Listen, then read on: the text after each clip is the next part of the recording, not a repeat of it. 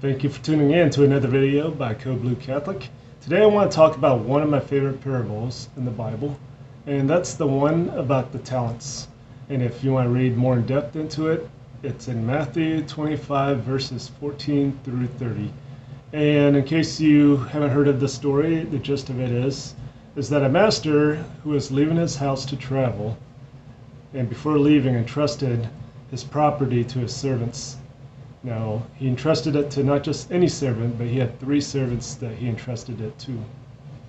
And according to the abilities of each man, one servant received 5 talents, the second had 2, and the third received only 1. The property entrusted to the 3 servants was worth 8 talents, where a talent was a significant amount of money during those times.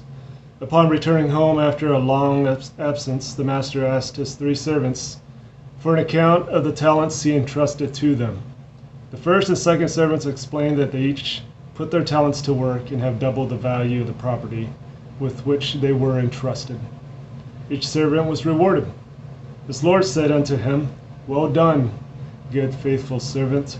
Thou hast been faithful over a few things.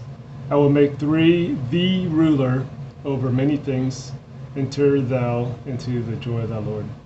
The third servant, however, had merely hidden his talent, burying it in the ground, and was punished by his master. And Jesus ends this parable by saying to the third servant that buried his talent, "Take therefore the talent from him, and give it unto him which hath 10 talents. For unto every one that hath shall be given, and he shall have abundance. But from him that hath not shall be taken away even that which he hath. And cast ye the unprofitable servant into outer darkness. There shall be a weeping and gnashing of the teeth." So the gist of that story to me is about, obviously it's not about money, because Jesus did not care about money. If he did, he wouldn't have told his disciples before he died for us on the cross to don't worry about materialism, just have the sands on your feet and basically carry nothing but the clothes on their backs to preach the gospel. So I don't think this parable was really about money, even though I've heard some pastors and Christians try to turn it around to justify their greed and justify why they're screwing other people for riches. I don't think this parable is about money. My personal opinion is that the reason why I like it is because it's about the Heavenly Father. The master in this parable is God in heaven. And what he entrusts each of us is with a certain skill set, right? Especially if you live in a first world country like America. We have so many resources. There's so much food that's wasted in this country. We have clean running water. We have electricity. So many programs to help out the poor. So we really truly are blessed living in America with so many gifts and resources that we could do and to help others.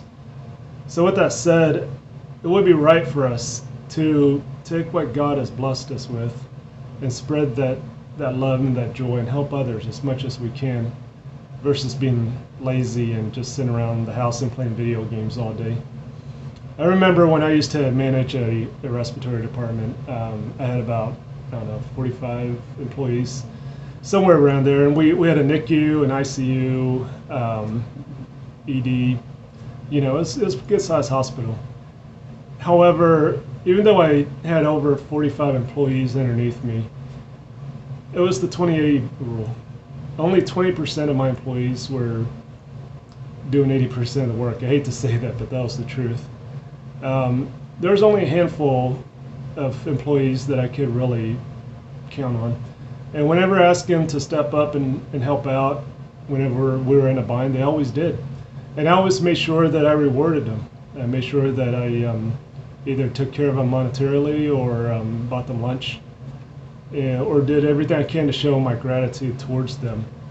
And I think this is what Jesus is trying to say about God, is that if if we take the blessings that he gives us, and we're the 20% who are producing and spreading his gospel and doing good for mankind, and for this world, God's going to bless us with more, because that's really what God is about. He's about giving, and I think it disappoints God whenever we don't take what He gives us,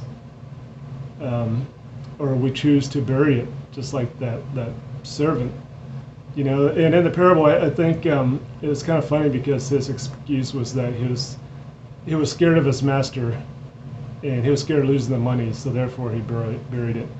And the servant, I don't think, was a fool. I think that he knew that he was being lazy, and his excuse was to tell his master that he was scared of him, and he was scared of losing his money, so that's why he buried it.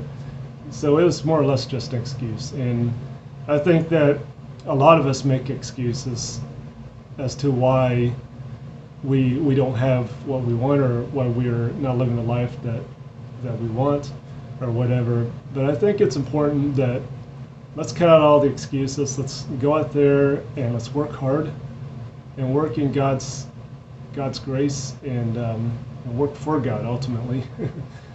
So that's all I have to say. I hope you read the parable if it remotely interests you, and God bless you all. Please hit the thumbs up if you like what I have to say, and curious to hear your comments below. And don't forget to subscribe. God bless you all.